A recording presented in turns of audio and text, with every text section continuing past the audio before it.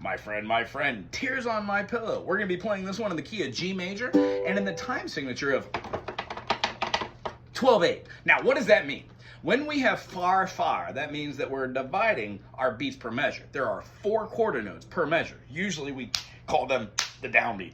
So this whole thing of slapping our hands like a metronome helps us keep the rhythm and pace. Well, if we put 12 beats underneath that, we get this subdivision which feels like it's something called duple meter. And because it's 12, it turns into quadruple meter. And dear God, when we have 1, 2, 3, 4, 5, 6, 7, 8, 9, 10, 11, 12, we can subdivide that as 1, 2, 3, 4, 5, 6, 1, 2, 3, 4, 5, 6, or 1, 2, 3, 1, 2, 3, 1, or 1, 2, 1. There are many different ways to have polyrhythms on 12/8, which makes it a fun thing to play in almost every genre.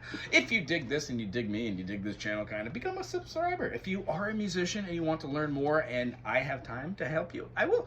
You can become a member and join our live streams. I'm here for you. As far as this song, it's going to be doo-woppy, so we're just going to keep this down, up, down, up, down, up. That's what the bottom note means.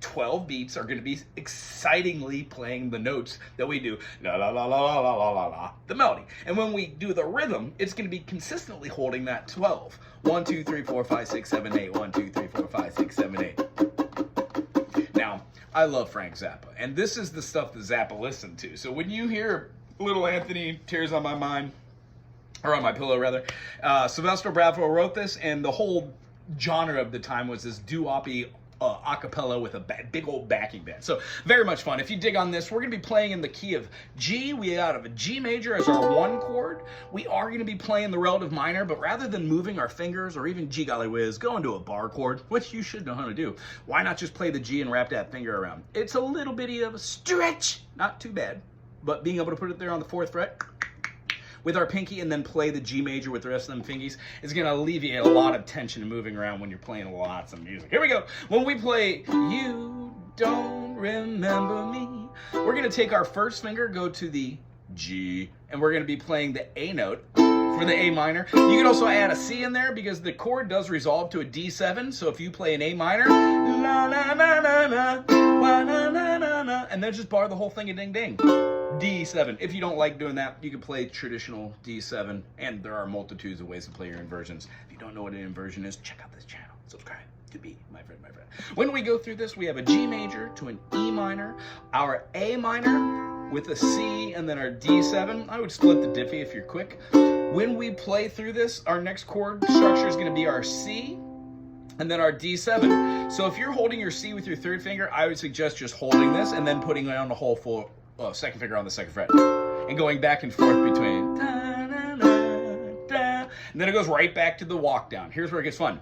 There are more than just 2 chords per measure now. We have 4 in there. So it's going to feel like da, da, da, da, da, da. This book doesn't put them, but I would love for you to be able to play the G major to a B7 to an E minor, right? That puts the passing chord of the minor relative right in front of it. Minor chord, major, they're still common cones. The B7, no matter how you play it, is going to sound great going into the E minor. So you can play G major, B dominant 7, E minor, right before the A, because it's a B diminished, you can play a G7, and then an A minor, and then right before the D7, put an A7 and a D7. Oh, good God! Even though it's not in the book, you can use music to have fun. So here's what it should look like. G major, E minor, A minor, same thing you're playing in the beginning, but why not pizzazz? You can do the same thing by going G major, B7, E minor, G7, A minor, A7, D7. Isn't that cool? And then that would be the end. You go all back up to the top for the secondary verse. Here it goes. I'm just going to play it all the way through. Quit jibba-jabbing. If we could start anew, but I remember you. 'Twas not so long ago. You broke my heart in two. Tears on my pillow. Oh, pain in my heart caused by you.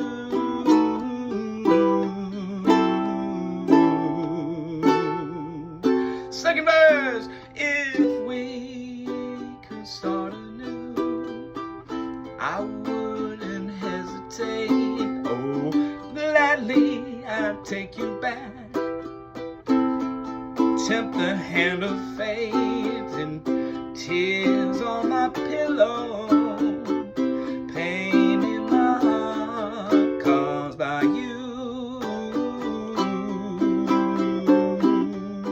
Now that's a classic turnaround. I cannot tell you how much this sounds like Ike Willis or Ray White or any of the other singers and players for Zappa during the 60s, 70s, right? Mothers too. Anywho, blah, blah, blah. I digress. That is a G major, hold it to a C, D, back to the G. Hey, this is a classic turnaround. After we get through, our bridge is going to be C to a D7 to a G. You're going to do that again. And here's the beauty of this. It takes you through the idea of, hey, we're in the part 2, and we're doing these 3 chords, and it's interesting. It goes, love is not a gadget. Love is not a toy. Here's where it gets really crazy, fun, weird. C major, when you move this up and bar the whole first fret, you get C sharp. Now, the chord we've been playing for the D7, if you move it down, is a D flat 7, but it's also known as a C sharp dominant, or a C7. It does a modulation in the song and goes up a half step and then back down and up. Very rarely in music do you get a major second move together, especially when it is a 7 chord to a 5 dominant. It's just a very interesting dichotomy here. Anyway, I'm going to play back from the bridge. Let's watch it after it goes from the last of that verse. Caused by you.